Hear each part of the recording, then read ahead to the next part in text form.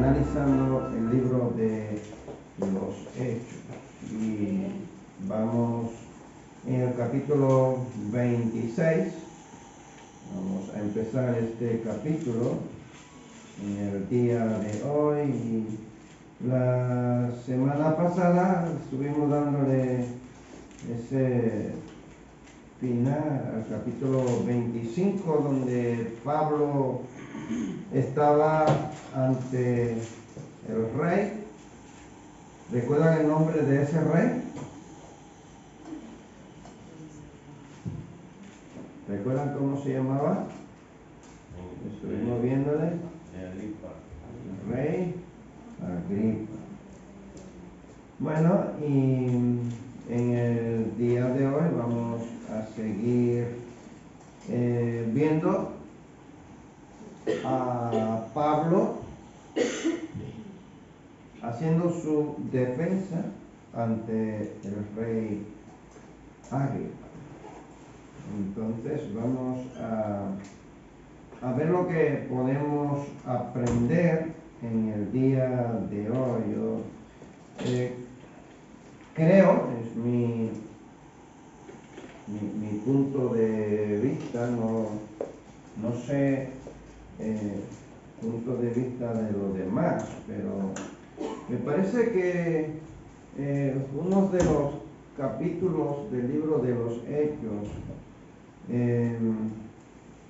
que al leerlo parece ser que no encontramos más que una repetición de lo mismo que de la defensa de Pablo, de las mismas alegaciones que Pablo ha hecho en otros capítulos ante las autoridades. Y podríamos decir, bueno, pero hasta le podría pasar por alto porque no vuelve otra vez a repetirse lo mismo. Y no veo nada aquí que me pueda aportar luz, otras cosas que no sea más de lo mismo. Y para mí es todo lo contrario a esto que estoy diciendo. Es uno de los capítulos en que nosotros podemos ver la soberanía de Dios, podemos ver esa profundidad que hay en el apóstol Pablo, que Dios ha puesto en él algo tan especial para transmitirle a todo el que lea este capítulo una verdad tan grande acerca de lo que es la persona cristiana y lo que son las personas del mundo, las personas que no tienen a Cristo Jesús. Y vamos a profundizarlo, y vamos a ver esas diferencias que hay entre las personas que conocen, que han aceptado a Cristo, y las personas que no tienen a Cristo en su corazón. Y yo creo que este punto es el que lleva a Rey Agripa a decirle a Pablo, por poco me convence. Vamos a empezar. Entonces, luego que la semana pasada estuvimos viendo el lugar donde estaba Pablo preso por 2 años. Vimos que esa ciudad llegan Agripa y Berenice. Y hoy vamos a ver cómo Pablo habla ante el rey Agripa y Berenice. Estamos en el capítulo 26. Para entenderlo tenemos que bosquejarlo o ponerlo en trozos más pequeñitos. Vamos a decir, tenemos que ir en trozos pequeños, de verso a verso, para poder ir entendiendo en realidad el discurso de Pablo, lo que él quiere transmitir y lo que nosotros podemos aprender. En Hechos capítulo 26, desde el versículo 1 hasta el versículo 9, vamos a leerlo y nos vamos a detener ahí en el versículo 9. ¿Vale? Y luego nos vamos a ir del versículo 10 hasta el versículo 18. Y así vamos a ir. ¿Vale? Entonces dice en el versículo 26, versículo 1 en adelante, dice: entonces Agripa dijo a Pablo: se te permite hablar por ti mismo. Pablo entonces, extendiendo la mano, comenzó así su defensa. Me tengo por dichoso, oh rey Agripa, de que haya de defenderme hoy delante de ti de todas las cosas de que soy acusado por los judíos, mayormente porque tú conoces todas las costumbres y cuestiones que hay entre los judíos, por lo cual te ruego que me oigas con paciencia. Mi vida, pues desde mi juventud, la cual desde el principio pasé en mi nación, en Jerusalén, la conocen todos los judíos, los cuales también saben de que yo desde el principio, si quieren testificarlo, conforme a la más rigurosa seta de nuestra religión, viví fariseo. Y ahora, por la esperanza de la promesa que hizo Dios a nuestros padres, soy llamado a juicio. Promesa cuyo cumplimiento esperan que han de alcanzar nuestras 12 tribus, sirviendo constantemente a Dios de día y de noche. Por esta esperanza, oh rey Agripa, soy acusado por los judíos. ¿Qué? ¿Se juzga entre vosotros cosa increíble que Dios resucite a los muertos? Yo ciertamente había creído mi deber hacer muchas cosas contra el nombre de Jesús de Nazaret. Y nos detenemos aquí hasta el versículo 9. Empezamos con el viejo Pablo, el viejo yo, la vida pasada, la vida carnal de Pablo. Ese Pablo fariseo, ese Pablo perseguidor de los cristianos, este Pablo celoso de Dios, este Pablo que entendía que estaba haciendo las cosas excelentes para agradar a Dios. El nuevo Pablo, su conversión y su propósito en los planes divinos de Dios, a partir del versículo 10 al versículo 18. O sea, nos quedamos analizando el viejo Pablo, ese viejo yo que él tenía, del verso 1 hasta el versículo 9. Y del versículo 10 al 18 vamos a ver ese nuevo yo, ese nuevo Pablo, ¿verdad? Entonces, en estos versos vamos a ver la obediencia fiel de Pablo, del versículo 19 hasta el versículo 23. Y cuarto, Agripa reconoce la inocencia de Pablo, del versículo 30 hasta el versículo 32. Pero no vamos a llegar hasta allá. Estas son las partes en la que está dividida esta historia en este capítulo 26. Nos vamos a quedar en esas dos primeras partes, el viejo Pablo y el nuevo Pablo. Esto es lo que vamos a analizar en el día de hoy. El viejo Pablo, Saulo, el fariseo, lo dice aquí cuando lo hemos leído, que fue criado en Jerusalén, en la secta de los fariseos. Entonces Pablo se considera ser una persona dichosa, ¿verdad? Pues Agripa era experto en las costumbres y los asuntos de los judíos. Humildemente le pide que le escuche. ¿Cómo? Con paciencia.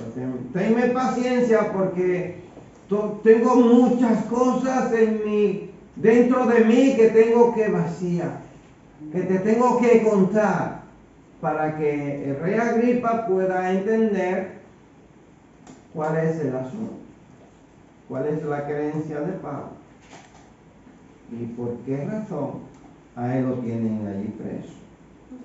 Afirma que no es un extraño para los judíos y alega haber sido llamado a juicio por causa de la esperanza de la promesa que Dios les había hecho a los patriarcas Abraham, Isaac y Jacob. Fíjate, el viejo Pablo, cuando empieza a perseguir a los cristianos, está persiguiéndolo en base a ¿qué? ¿Cuál es la base? ¿Cuál es la razón por la que Pablo empieza a perseguir a los cristianos? Porque estaba afincado en la ley, ¿no? Y pensaba que era una secta o revolucionario. No, me confundo. Pensaban que era como revolucionario y Pablo estaba más en lo que era la ley. Vale. Perseguía a los cristianos por ser revolucionarios y Pablo se basaba en la ley. Vale, ahora te entendí. Perfecto. ¿Qué más? ¿Por qué usted cree? ¿Es así? Como dice Alberto, él pensaba que ese grupo era como otros, que estaba dañando sus promesas, sus creencias, sus tradiciones, como dice Alberto. O sea, si va en contra de la ley, él hace un remate como en las películas Rambo, esos personajes duros, y él representa la defensa de sus tradiciones, como dice Alberto. Bueno, Pablo, él testifica, ¿no?, de que él era riguroso en la ley, ¿cierto? Porque pues sabemos de que él fue instruido por Gamaliel, y Gamaliel era tajante con la ley. Entonces, ¿qué pasó? Cuando comenzó la predicación de nuestros primeros cristianos, entonces él pensaba que estaban haciendo lo contrario a lo de la ley, o sea, que iban en contra de Dios. Sí, entonces él por eso comienza a explicar, ¿no?, que él era riguroso en la secta, en esa secta. Ya no miraba como una religión, sino como una secta, la secta de los fariseos. Fíjate, observando lo que Pablo dice aquí, él dice que estaban arraigados en esa esperanza, esa promesa que Dios le había hecho a quienes, a los patriarcas, ¿cierto? Y en base a estar arraigado en la ley, en esa promesa, en esa esperanza, él está matando a los cristianos. O sea, ellos no tenían los ojos abiertos de que ya se había cumplido. Y Pablo está pegado en esa promesa. Estos están incumpliendo la ley y la promesa. ¿Por qué? Porque en su mente estaba que el Mesías iba a venir como rey para quedarse a gobernar a Israel. Liberarlo del yugo. No que se iba a desaparecer, sino que iba a venir. La promesa estaba ahí para ellos. Y pues esa era la razón por la que Pablo está matando a los cristianos, porque para ellos la promesa no se había cumplido. Y Pablo afirma que él había abrazado esta esperanza. Él esperaba que viniera el Mesías y, por lo tanto, esperaba la resurrección de los muertos. La diferencia es que ahora él cree en su cumplimiento. O sea, el cumplimiento de esta promesa y esta esperanza es ¿quién? Es Jesús. O sea, lo ven, el pueblo judío no había aceptado a Jesús como el Mesías que iba a ¿qué? A salvar, que iba a morir, que iba a resucitar y que iba a liberarlo de la esclavitud del pecado, hermano. Él está persiguiendo a un grupo porque están incumpliendo la esperanza. Tenemos una pregunta aquí según el versículo 7. ¿Cuál es la forma que el pueblo de Dios esperaba esa promesa? Versículo 7. ¿Cuál es la forma? Promesa cuyo cumplimiento esperan que han de alcanzar nuestras 12 tribus, sirviendo constantemente a Dios de día y de noche. ¿Lo ven? Están esperando promesa. ¿Cuál es la forma que el pueblo de Dios esperaba esa promesa? ¿De acuerdo? Ellos esperaban un rey que los iba a liberar a ellos de la esclavitud del yugo de los romanos, del imperio romano. Ellos esperaban un rey terrenal, no un rey que fuese así, ¿no? que fuese crucificado y todo esto. Ellos esperaban un rey que venía a quedarse para ellos. Por eso ellos, y un rey que venía a gobernar para no solamente a un grupo, sino a la tribu de Israel, que venía para todos. También es una esperanza que tenían, que iban a estar pues sirviéndole a ese rey de día y de noche, porque era el rey que venía a liberarlo de esta esclavitud.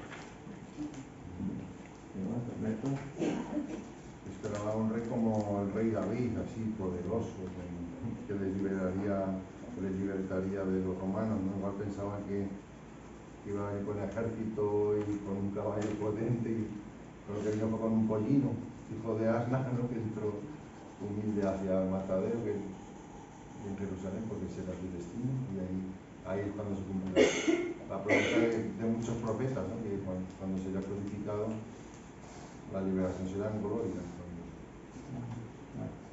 Ellos esperaban de día y de noche, o sea, ellos hacían lo que tenían que hacer, ellos hacían su fiesta, ellos llevaban su cordero, pero ellos se olvidaron del Señor de todo eso, o sea, y de asombrarse. Nosotros estamos esperando algo también, estamos esperando que Jesús va a venir. Nosotros venimos a la iglesia y tenemos mucho culto, tenemos que tener cuidado de si en el entrar y salir por esa puerta nos olvidamos de lo más importante, porque eso fue lo que les pasó a ellos. Ellos siguieron con su templo, adoraban en ese templo, sus ropas, sus formas, su dieta, y se olvidaron del Dios de la ley. Y nosotros tenemos que tener cuidado, o sea, no nos podemos olvidar. O sea, es religión, entonces. Yo creo que ellos esperaban con religión, pero no con devoción. Y nosotros tenemos que seguir asombrándonos de Dios, seguir diciendo a nuestros hijos que Dios es real, enseñarle a nuestros hijos que Él es digno de alabanza, o sea, que cuando se ora se cierran los ojos, que tenemos que arrodillarnos, o sea, y podemos orar mucho, y podemos hacer muchas cosas, y olvidarnos de detalles. Yo creo que fue lo que ellos les pasó. Esperaban día y noche, pero no sabían a quién esperar. ¿Alguien más por ahí? pasaban día y noche, pero no dijo la hermana que no sabían a quién esperaban. Tampoco creyeron, porque no creían tampoco a quién se convirtieron, como dice Ada, en religiosos y nada más, no pasaban de ese círculo, como es antes, dando vueltas en la misma tumba. Bueno, para ilustrar un poco, en ese momento era una religiosidad, ya como una costumbre, por decirlo así. Ellos pensaban que estaban haciendo lo correcto. Ellos, digamos, tenían la ley, ¿sí? Pero se habían vuelto más religiosos que creer en la ley, porque si ellos hubieran creído en la ley, ellos sabían de que hubieran sabido de que el Mesías ya había llegado, ¿sí? Entonces eso nos puede pasar también a nosotros, ¿no? Que nos podemos volver solamente religiosos, o sea, y se nos vuelve una monotonía, pero no podemos perder de vista al creador de la ley, ¿no? Al que nos creó a nosotros, porque ese es el punto primordial. Ellos perdieron ese norte. Ellos creían que, porque por eso Pablo dice que él era fervoroso en la secta, él perseguía a los cristianos, porque dice la escritura que estuvo en la lapidación de Esteban, todo porque él pensaba que estaba haciendo lo correcto, ¿cierto? Entonces eso nos puede pasar a nosotros, como decía la hermana, de pronto el entrar y salir por la puerta nos puede hacer pensar que estamos haciendo lo correcto. Correcto es reunirnos, porque dice la escritura que tenemos que reunirnos, pero lo más correcto es no perder nuestro norte, que es nuestro Señor Jesucristo. Así es. Fíjate que ellos esperaban, dice la hermana, pero no sabían a quién. Claro, las escrituras, Dios a través de los profetas le había dado un nombre, el Mesías, ¿cierto? Ellos sabían que iba a venir el Mesías, el Hijo de Dios, ¿no? Y el profeta Isaías le había dado varios nombres. ¿Cómo se iba a llamar? Iba a ser admirable, ¿cierto? ¿Qué más le iban a decir? Consejero, Dios fuerte, Dios el Padre eterno, el príncipe de paz, ¿cierto? O sea, sí tenía, pero no sabía quién era, ¿cierto? Bueno, se va a llamar, pero no sabían quién. Entonces, como nación, le sirvieron en sus corazones, no le sirvieron en sus corazones, por eso no pudieron aceptar la luz que vino al mundo. Esa luz que Juan dice que la luz vino al mundo, más los hombres amaron más la tiniebla que a la luz. Pero mantuvieron las formas externas de culto religioso. Bueno, y eso es peligroso, hermano. Cuidado con si nosotros nos convertimos también en religiosos, en hacer culto religioso sin estar haciendo lo que es la voluntad de Dios correctamente, ¿no? No hay mucha forma de hacer culto. Las iglesias cada una tienen su norma, su forma, ¿verdad?, de hacer los cultos, y hay iglesias que piensan pues que se debe de ser así, otras que se deben de ser de esta manera, de otra manera. Por eso encontramos muchas diferencias, ¿verdad?, en la forma de hacer los cultos. Pero lo importante es que nosotros hayamos aceptado a Cristo en nuestro corazón y que nosotros le estemos sirviéndole a Él de verdad, como Él quiere que nosotros nos acerquemos a Él, sabiendo que Él es un Dios santo, un Dios sublime, un Dios conocedor, ¿verdad?, de lo que hay dentro, de lo que hay en mi corazón, de lo que hay en mi pensamiento.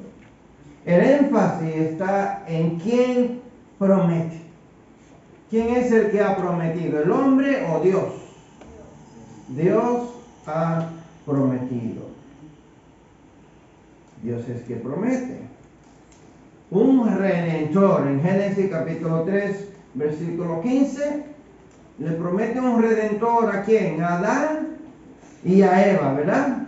Y luego en el capítulo 12, versículo 2, le promete a Abraham que de él iba a salir un redentor, una nación grande, una promesa para salvación al mundo entero. ¿Y a quién? A los judíos. Y luego a todo el mundo. En ti serán benditas todas las naciones. Abraham se murió, entonces ahí ya se terminaría la promesa, porque entonces Abraham murió y ya se terminó. No fueron benditas todas las naciones en Abraham, en él, ¿verdad? Pero sí de él, en ti, del que saldrá de ti. O sea, fueron pasando generaciones hasta que llegó Jesús. ¿De quién? ¿De la línea de quién? De esa promesa, de Abraham. Del linaje de Abraham. El nuevo Pablo, nos encontramos con el nuevo Pablo. En el versículo 10 hasta el versículo 18. Vamos a leerlo. Versículo 10 dice: lo cual también hice en Jerusalén, yo encerré en cárceles a muchos de los santos, habiendo recibido poderes de los principales sacerdotes, y cuando los mataron, yo di mi voto. Y muchas veces, castigándolos en todas las sinagogas, los forcé a blasfemar. Y, enfurecido sobremanera contra ellos, los perseguí hasta en las ciudades extranjeras. Ocupado en esto, iba yo a Damasco con poderes y en comisión de los principales sacerdotes, cuando a mediodía, oh rey, yendo por el camino, vi una luz del cielo que sobrepasaba el resplandor del sol, la cual me rodeó a mí y a los que iban conmigo. Y habiendo caído todos nosotros en tierra, oí una voz que me hablaba y decía en lengua hebrea: Saulo, Saulo, ¿por qué me persigue? Dura cosa te es dar coces contra el aguijón. Yo entonces dije: ¿quién eres, Señor? Y el Señor dijo: yo soy Jesús, a quien tú persigues.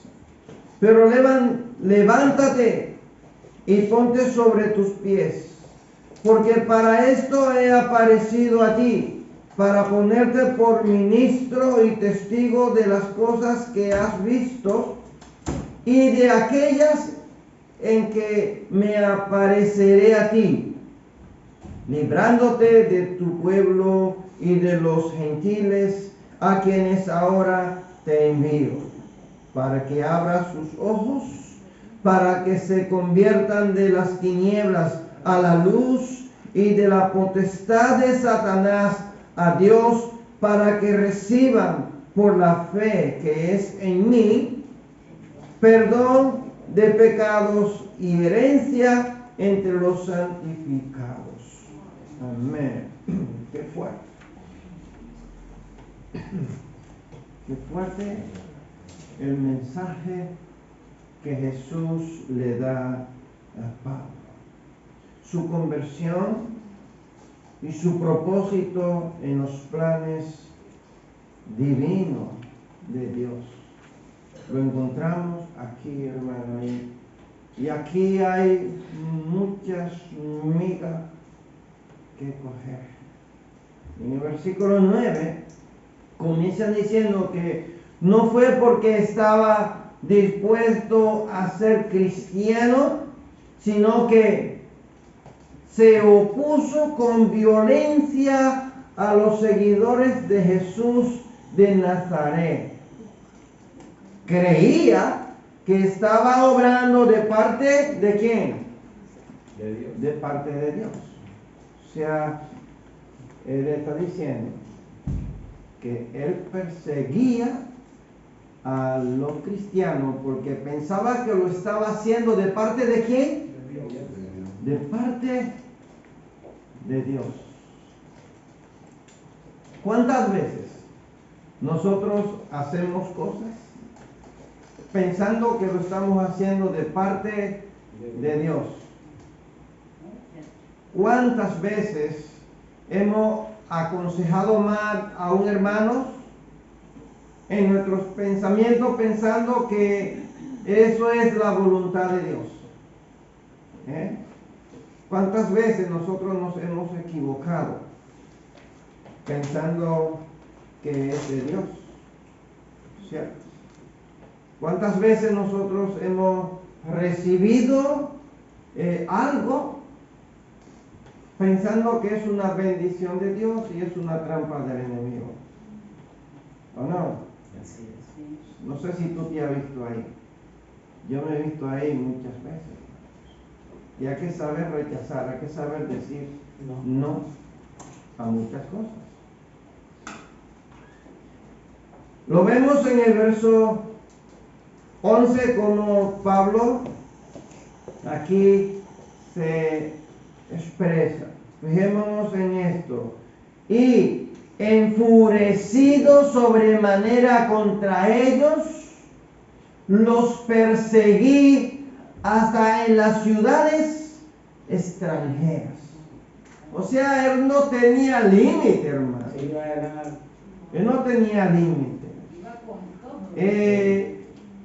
La intención de Pablo, la furia que tenía Pablo, después de ver matar a Esteban, es como si él se hubiera recargado, como si hubiera entrado en él un poder sobrenatural de odio contra los cristianos, y eso lo impulsó a buscar cartas y a que le dieran un grupo de soldados para ir detrás de ellos, y fuera de la manera que fuera.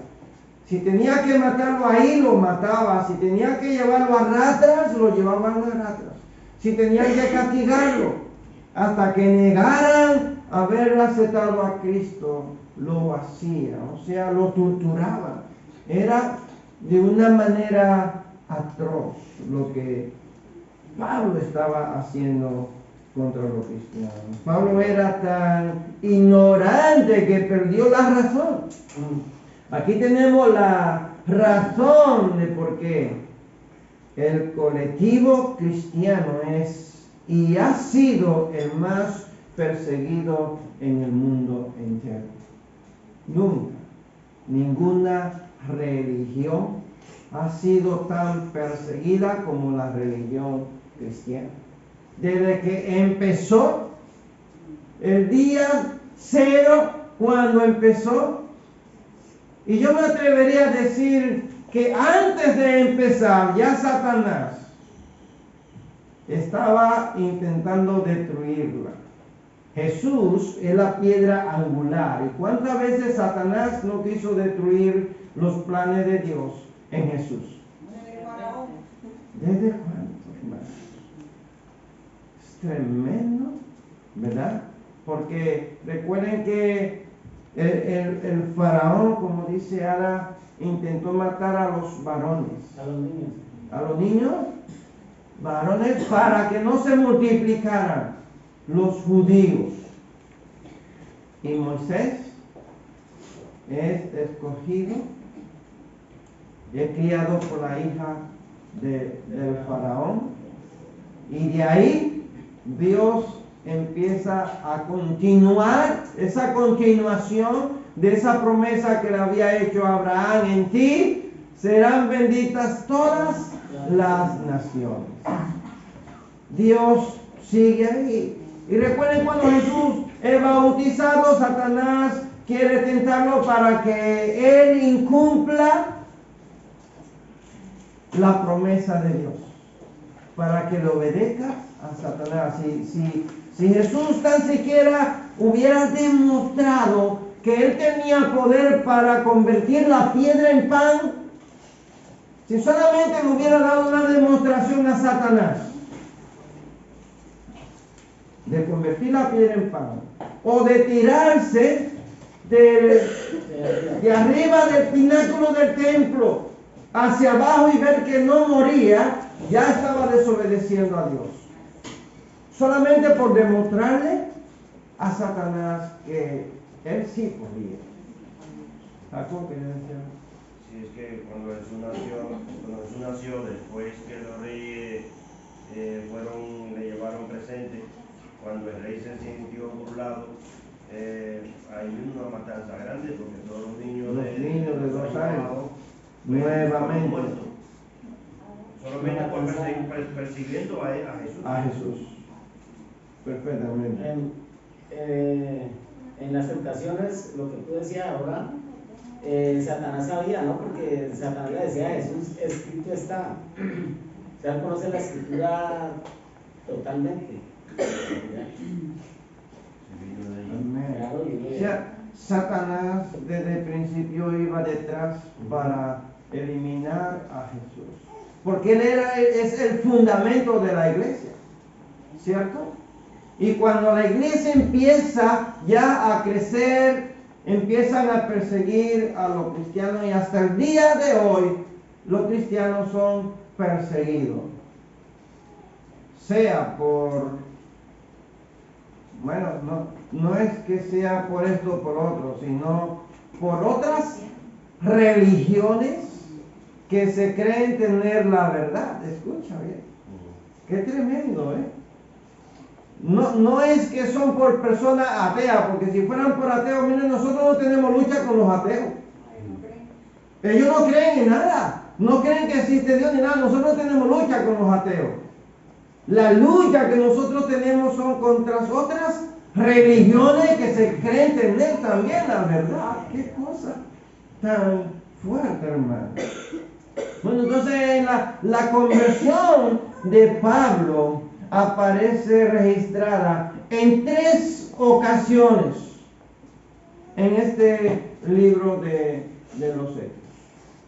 Luego está también en el libro de Gálatas, pero aquí en este libro, en el libro de los Hechos, Pablo relata la misma historia de cómo él fue alcanzado por Jesús.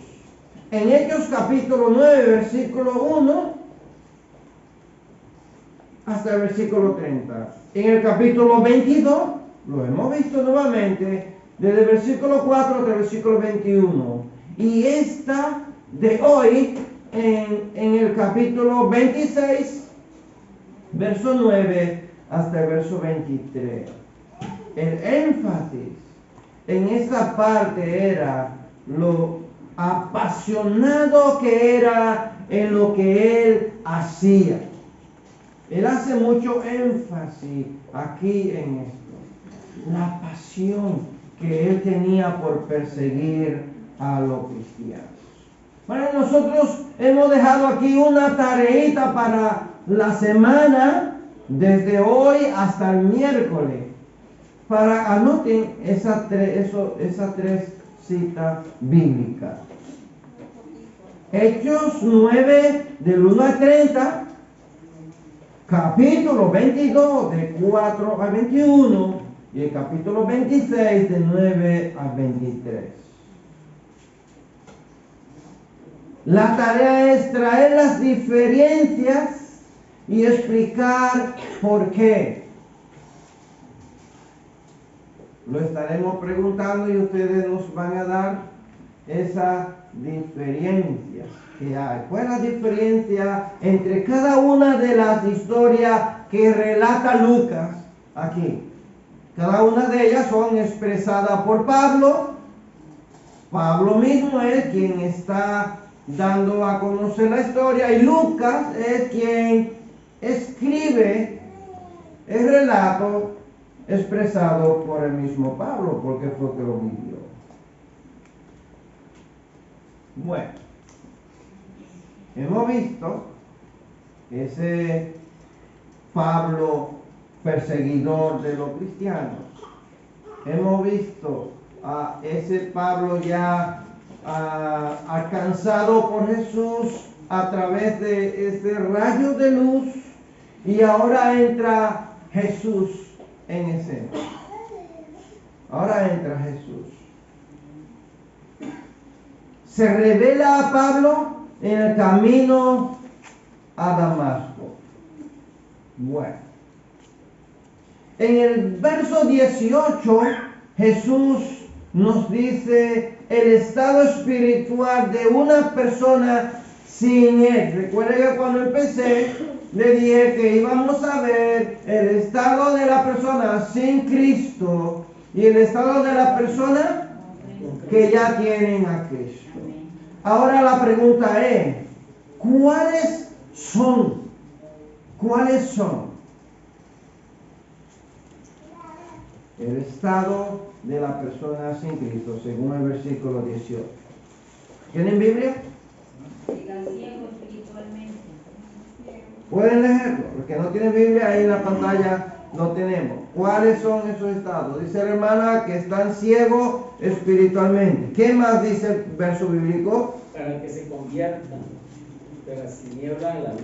Para que se conviertan a la tiniebla a la luz. Tinieblas, O sea, estaban ciegos, están ciegos, están en tinieblas. ¿Qué más? Y de la El potestad poder de de Satanás. Satanás. O sea, están bajo el poder de Satanás. Exacto. ¿Qué más? Están en pecado. no tienen fe. No tienen fe. Para que reciban la fe que es en Jesús, ¿verdad? ¿Qué más?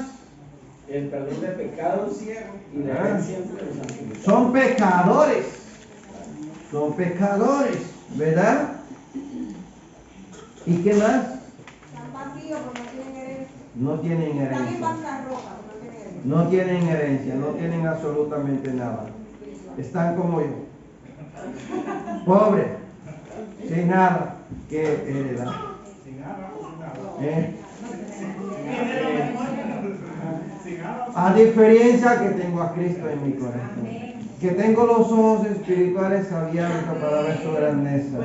Estoy en Él, ¿verdad? No estoy bajo la potestad de Satanás, ¿cierto?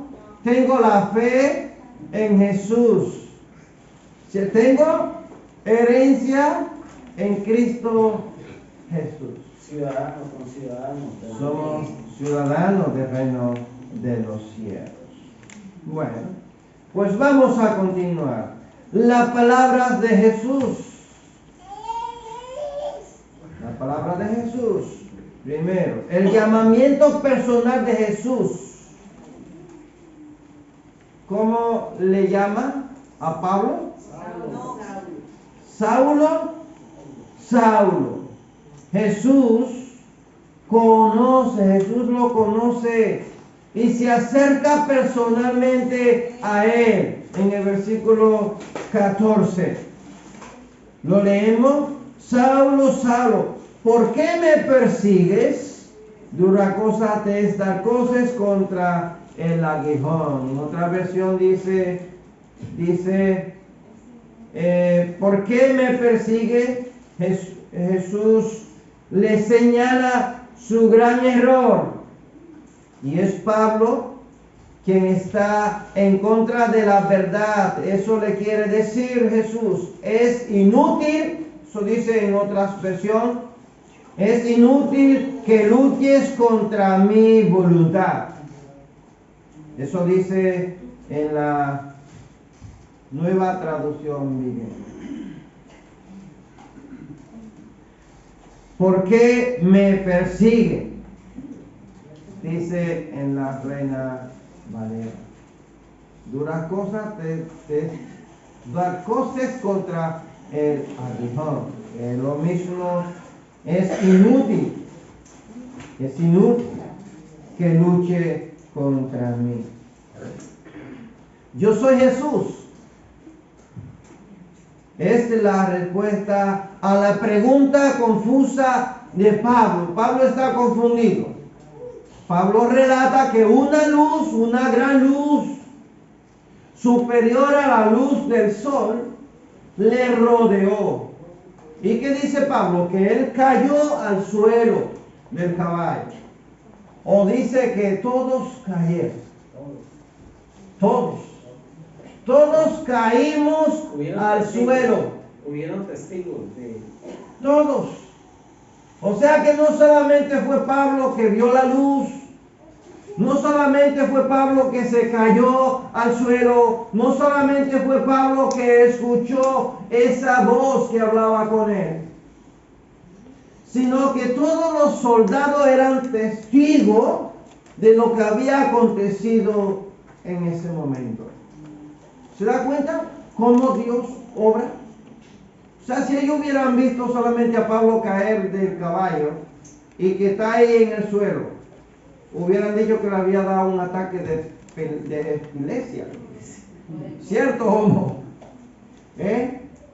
O que había sido poseído por algún espíritu demoníaco. Podían haber dicho muchas cosas de Pablo. No, pero aquí no había duda porque todos estaban en la misma situación. En el suelo. O sea que aquí no había confusión, aquí no podían ellos decir, bueno, entre todos podían preguntarse qué fue lo que nos pasó. Pero aquí nadie podía decir qué fue lo que le pasó a Pablo.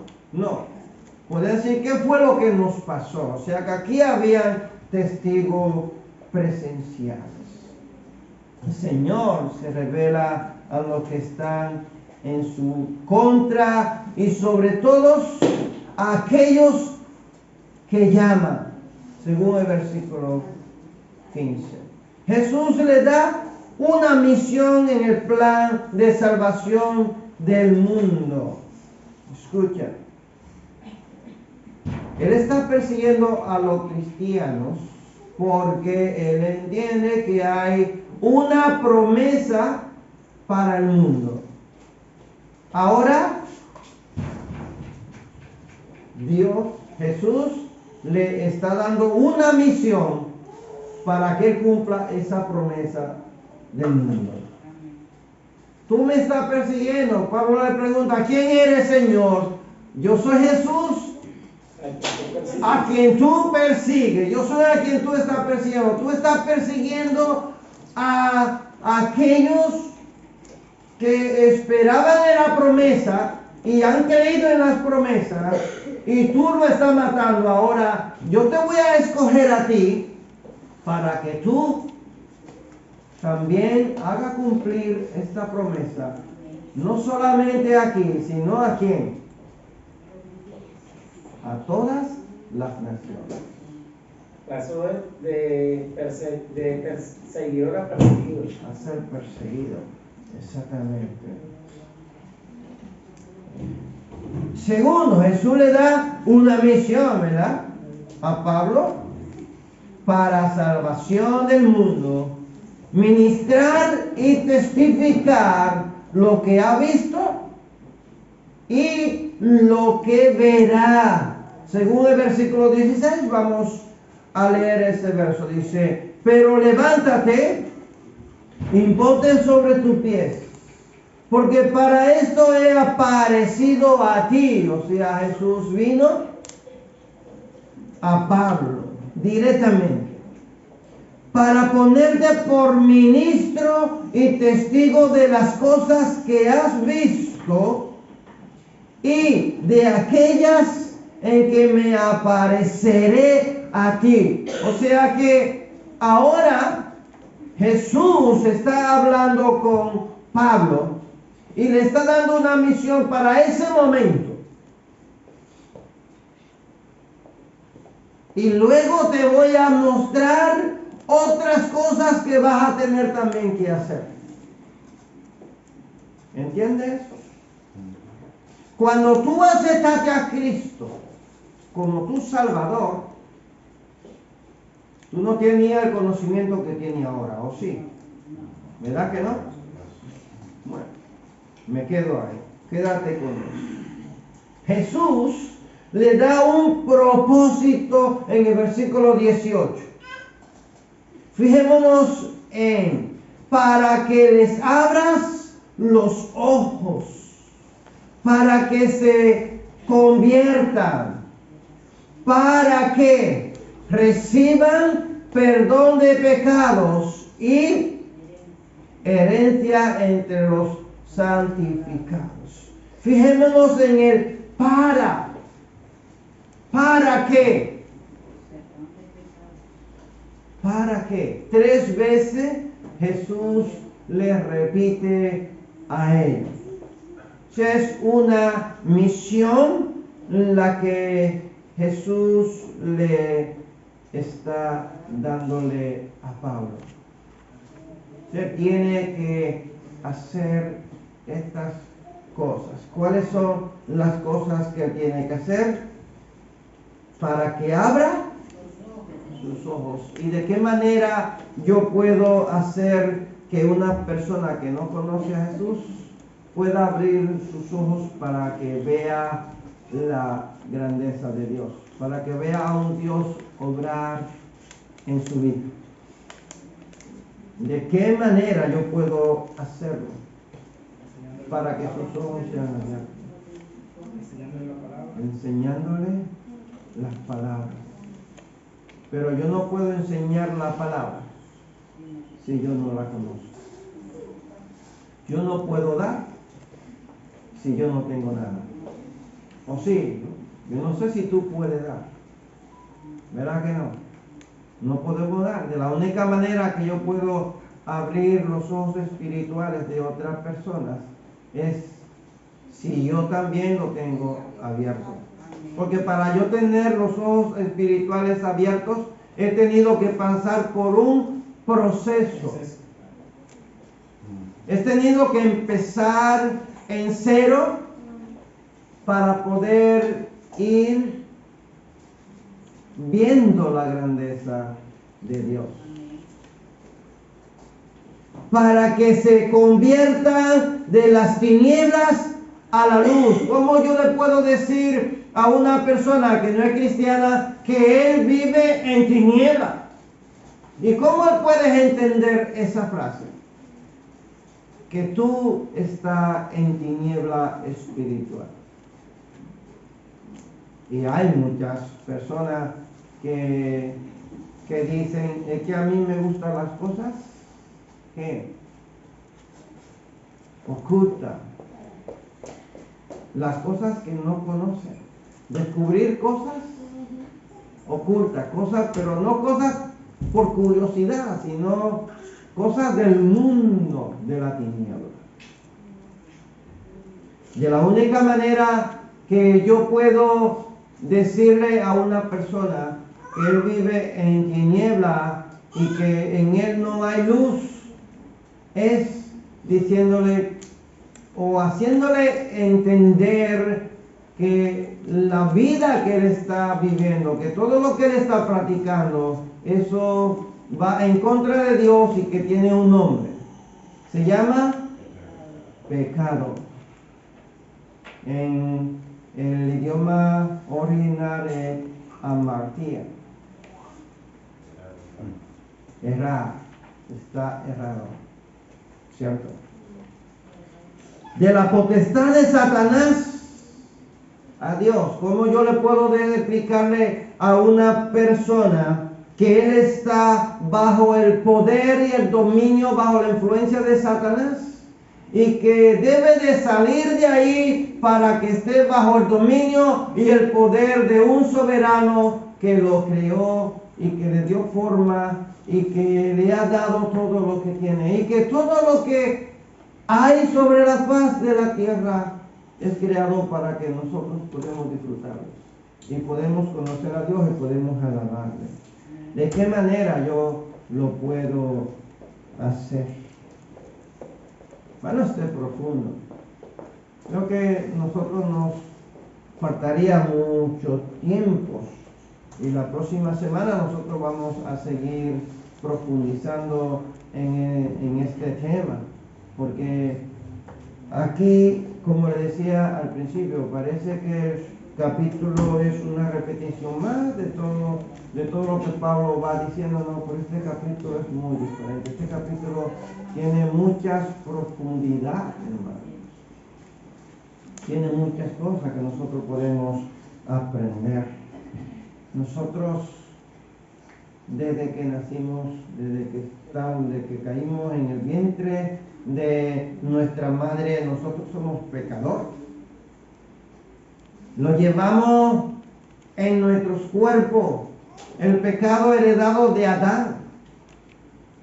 ¿Qué dice el salmista? En pecado me concibieron mis padres. En pecado, somos herederos, ¿verdad? Del pecado. En el primer encuentro de Jesús con Pablo, Pablo es llamado. Pablo es corregido de su error. Pablo se le confía una misión y un propósito. A Pablo se le promete que se le mostrará o se le revelan más cosas. Jesús se revela paulatinamente a Pablo, poco a poco. Ya hemos visto el verso bíblico. Jesús no le dijo de una a Pablo todas las cosas que él debía de hacer. No. Él le dio una misión. Mira, yo he venido a ti para tal y tal cosa. Y le dice, y la que te voy a mostrar luego. O sea, hay otras cosas que Pablo tenía que conocer de Dios. Lo primero es esto, que tú sepas que tú me estás persiguiendo a mí, y que ahora tú vas a ser perseguidor de aquellos que te han mandado aquí a perseguir a los cristianos. Que sepa esto, que este es el mensaje. Que tú estás confundido, que tú piensas que tú eres el que está cumpliendo la promesa, tú estás incumpliendo esa promesa. Le abre los ojos. Y ahora yo quiero que tú vayas con esta misión, abrirle los ojos a ellos. Esta es la misión, este es el primer propósito que Jesús le da a Pablo. Para que sus pecados sean perdonados, para que se den cuenta que ellos están bajo el dominio, bajo el poder de Satanás. Eso que tú estás haciendo es los planes de Satanás para destruir los planes míos. Ábrele el entendimiento al entender que están en la tiniebla y que tienen que venir a la luz. Yo soy la luz. Esta es la primera misión. Eso es lo que Jesús quiere que él sepa. Ahora él no le revela las otras cosas más profundas. Cuando Pablo empieza a conocer a Jesús, entonces Dios empieza a revelarle más cosas. En el versículo 16 Jesús le dice que le mostrará cosas en el futuro. Y Pablo testifica que esto fue así en 2 de Corintios capítulo 12, versículo 2 al verso 4. Y en Efesios capítulo 3, versículo 3 al versículo 12. Aquí en estos versos, en estos dos textos bíblicos, Pablo en 2 de Corintios capítulo 12, a partir del versículo 2, y empieza a decir, conozco a un hombre que hace 14 años, si en el espíritu no lo sé, si en la carne no lo sé, y empieza a decir que le fue revelado porque subió a un tercer cielo, y allí Dios le mostró muchas cosas. Luego en Efesios capítulo 3, versículo 3 al 12, Pablo aquí empieza a decir que a mí, que soy el más pequeño de todos los apóstoles, se me fue revelado el misterio de las gracias de Dios en cuanto a la salvación. ¿Lo entienden? Al principio esas cosas no le fueron reveladas. O sea, Dios, cuando Él va persiguiendo a los cristianos, se le aparece Jesús personalmente. Pero luego lo hace subir allá, a un tercer cielo, para mostrarle más cosas que Pablo tenía que hacer. Y aquí hay una promesa. En el versículo 18. Para que reciban por la fe que es en mí perdón de pecados y herencia entre los que entre los santificados. Todas las naciones, todos tenemos herencia en quién? En Cristo Jesús. Y que somos ¿qué? Santificados en Él. Él nos ha santificado, nos ha purificado por su sangre derramada en la cruz de Calvario. Una pregunta: ¿qué aprendemos de Jesús? ¿Qué aprendemos de Jesús aquí en este texto bíblico? No en otro. No se vayan a todos los hechos de Jesús. No se vayan a la vida de Jesús, Mateo, Marco, Lucas, Juan. No. No se vayan allí. Aquí. Centrémonos en estos versos. Centrémonos en Pablo. ¿Qué aprendemos de Jesús? Que Jesús quería salvar a Pablo y a todos los que estaban con él. Amén. ¿Qué más aprendemos de Pablo? Aquí, de estos versos. Centrémonos ahí. ¿Qué más? Nada, no aprendemos nada de Jesús. Sí, Estamos vacíos. él es el que era, ahora que es soberano, que perdura, que vive. Se revela. Él sabe dónde tú vives, sabe tu número de teléfono, sabe tu apellido. Él sabe todo. Va poniendo para allá y se encuentra. Lo llaman por su nombre. A nosotros también, cuando él nos encontró, él no me dijo Joa, él me dijo Adam. Y él es un Dios personal. Yo aprendo eso mucho. O sea, él no le dice Jacob y Abel. O sea, él sabe quién eres, dónde estás. Él sabe todo, porque él es omnisciente. Fíjate que Pablo va camino a Damasco. Y Jesús no se fue a Jerusalén a buscar a Pablo y a preguntar dónde estaba. Tenía un GPS que de allá arriba, justo a donde él iba, le hizo: detente aquí. Los caballos no pudieron seguir galopando. Se quedaron ahí ciegos, paralizados, porque la luz no les dejó mover. Qué tremendo, ¿no? Jacob. No, añadí algo, como han dicho, ¿no? que Jesús sabe todas las cosas, conoce nuestro corazón y además la manera de cómo Él nos llama. A Pablo le llamó Saulo. Saulo, pero también de la manera de cómo lo escogió, con un rayo de luz. Pues a nosotros nos ha escogido de una manera diferente, ¿no? A través de otro hermano o nuestro padre que nos ha predicado la palabra, o que un día pasamos por la calle y encontramos un culto y aceptamos a Cristo. Hay muchas maneras de conocer esa. Amén. Entonces vemos que Jesús es un Dios fiel, nos conoce por nuestros nombres, sabe lo que hacemos. Él es la esperanza real de vida, ¿cierto?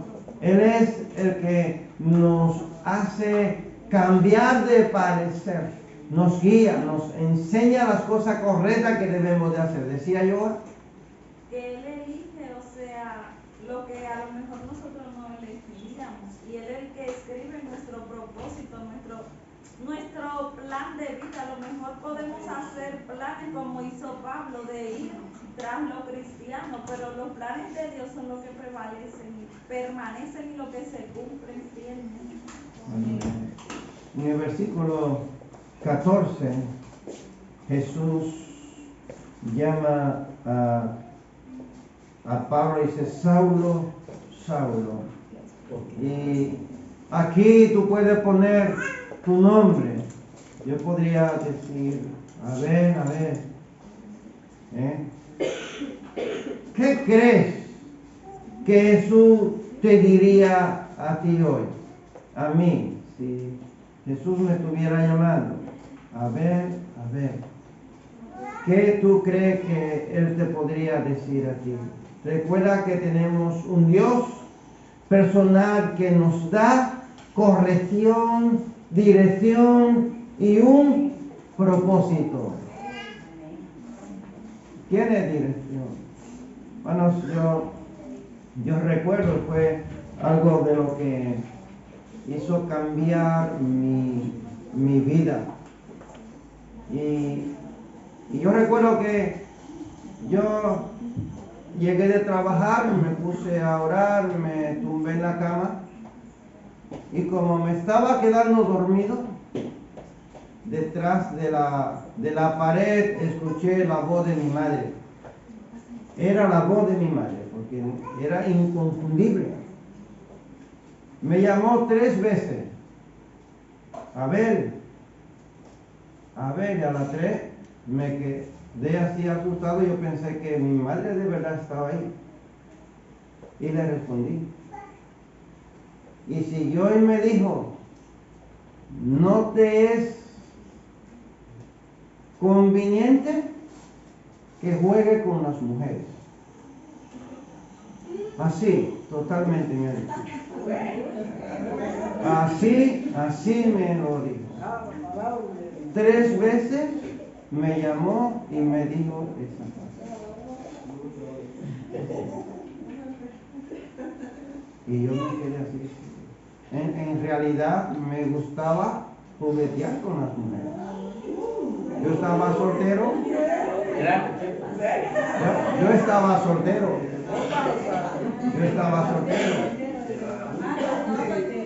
Sí. Ha dicho 3 veces que estaba soltero, que quede claro.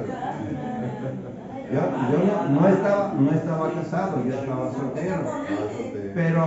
Pero fue una corrección. Sí. Y empecé a enderezar. Y un día recuerdo que estábamos orando en un culto. Y no sé qué, alguien dijo un chiste. Y se volteó una hermana y me dijo, hermano, reprenda esa risa suya.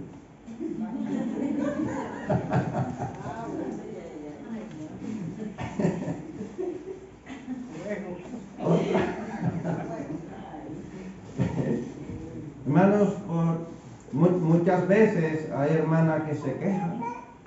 Hermano, ¿por qué no me saluda? Yo de lejito le doy la mano a las hermanas. No me gusta pegarme a las hermanas porque Dios ya me ha... Y no quiero que me vuelva otra vez a corregir. Yo muchas veces le digo, perdone, pero no me gusta acercarme a las mujeres. Ya no quiero más correcciones. Dios no llama, de muchas maneras Dios no llama.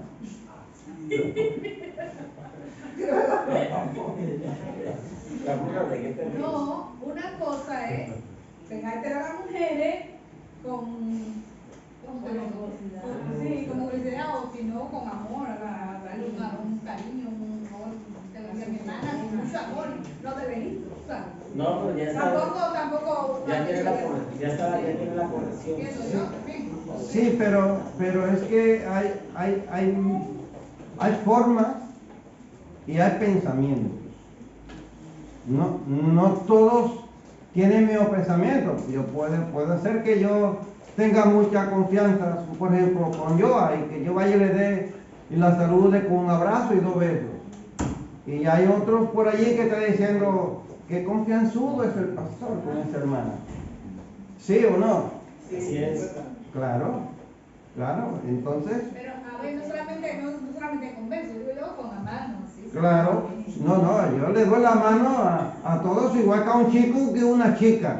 Pero lo que quiero decir es que esa confianza que tenía de ir a darle un apretón, un achuchón a las hermanas, no lo hago. ¿Por qué? Porque no quiero traer confusión, ¿cierto? Y más ya con las correcciones que he tenido. Entonces, la mejor manera de tener conocimiento de Dios es confiando que Él se nos revelará, ¿cierto? a Él mismo cada día más. Él no abruma, no tiene prisa en mostrarnos sus planes. Él va poco a poco, va tratando con nosotros. Él nos va transformando, nos va moldeando. Y cada uno de nosotros tenemos debilidades. Y Dios va a ir tratando con esas debilidades. Nos vas a ir transformando y nos vas a ir guiando. Fuiste llamado por Dios, Él te capacitará. Puedes estar tranquilo, que Él te va a capacitar. No tenga prisa. Poco a poco te va a ir transformando. La promesa. Segunda de Corintios 1, 21 a 22, de la Nueva Traducción Viviente, es Dios quien nos capacita junto con ustedes para estar firmes por Cristo. Él nos comisionó y nos identificó como suyos al poner al Espíritu Santo en nuestros corazones como un anticipo que garantiza todo lo que Él nos prometió. Es Él. Es Él. No soy yo. No es porque yo corra mucho. No es porque yo tenga prisa porque quiero conocer más. No. Al paso.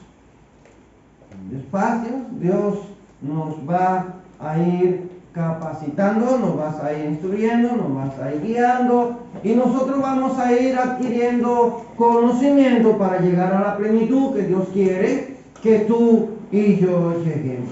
Que Dios te bendiga y que Dios te guarde. No te olvides de la tarea. Amén.